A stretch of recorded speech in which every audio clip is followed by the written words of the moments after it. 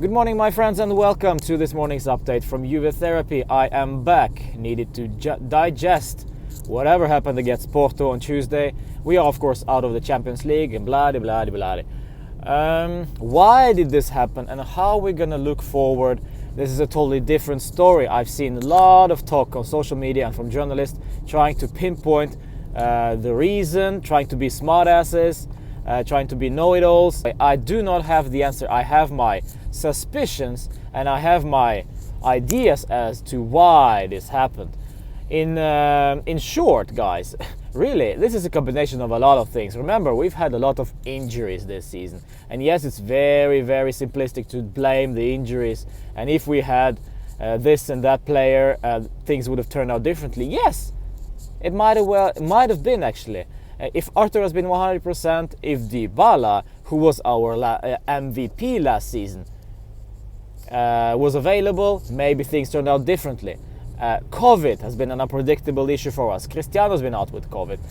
Dybala is still hasn't recovered yet from his injuries, and also he had COVID. So it's an unpredictable scenario. And when you stretch out the fixture list and congest it to 2-3 days, game every 3-4 days, it's tough.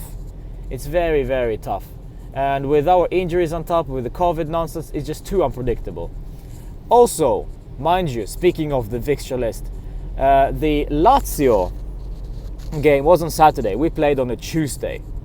2 days of rest between the very important game against Lazio and also the game of the season in the Champions League. So that was a bit tough, I think, because Serie A, the Football Federation, they will never help Juve whatsoever, yes, but at least play it during the day, play it lunchtime Saturday, because they have a game on Tuesday night. At least give them some more hours to recuperate, to recharge the batteries, or even play it on a Friday.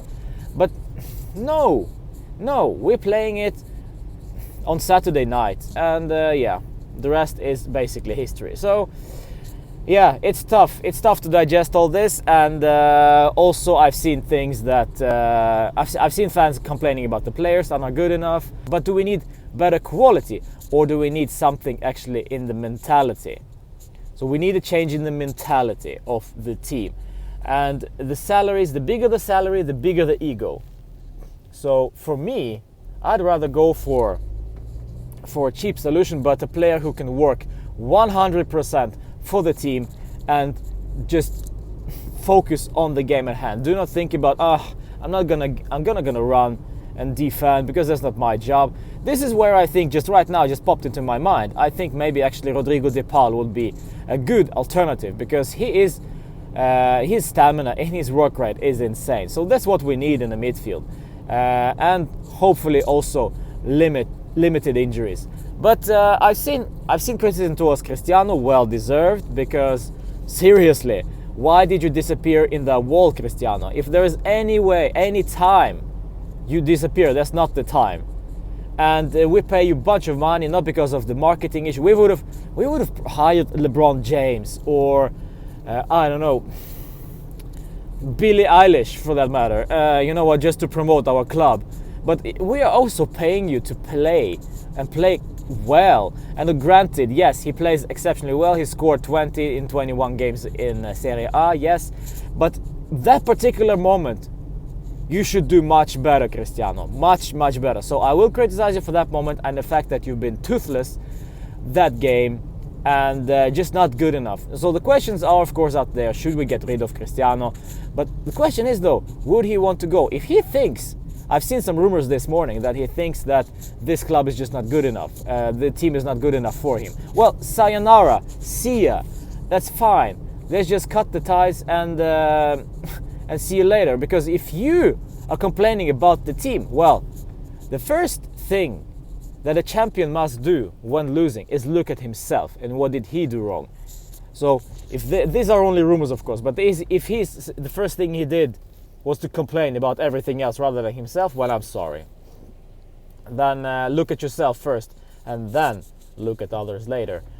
So how do we fix this? Well, change in mentality, change in personnel. all the way up to the management. Yes, I've seen these rumors. And the change for Paratici. Paratici needs to get the sack. Nedved the same. But mind you, my friends, Paratici was also the one who gave us Matthijs de Ligt, who gave us Federico Chiesa. Yes, he gave us Adrien Rabiot with a high salary, but Rabiot is not the issue here. He is a good player. Maybe he's not a world-class player, but he came on a free transfer, of course. And I mean, Rabiot is not the issue, guys. It's much bigger than that. He gave us also McKennie, which I'm still kind of on the fence with. Of course, we have signed him on a permanent basis. But if the midfield improves drastically, would he get the start? We'll see. Let's talk about Dybala. Of course, he has injuries, and we can also complain about the injuries. Yes, I've said this already. Dybala out. We were expecting Dybala to be back, right?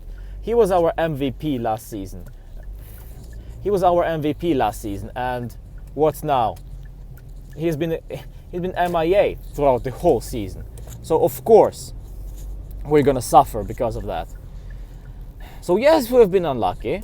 Yes, we have a rookie manager, but I suggest, guys, keep it cool and give them time. If we're gonna sack the manager every single season, well, just because we're not winning, we need to have some start. We need to have some foundation. And I think, honestly, Pirlo is not the problem, not the biggest problem now.